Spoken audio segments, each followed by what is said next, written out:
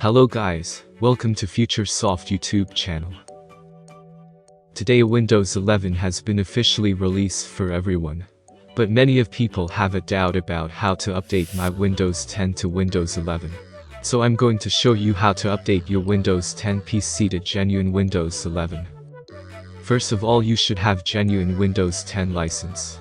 If you don't have, there is a special offer to get genuine Windows 10 license, as around just $5. To get the license key, click the link in description. Then make sure you have to check your computer specifications if it's capable to install Windows 11.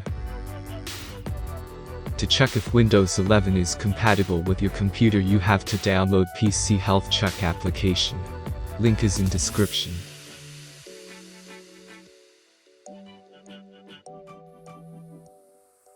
Now you can try to update it from settings. If it does not work, don't worry, I got you. To update manually, first you have to download Windows 11 Installation Assistant. Link is in the description.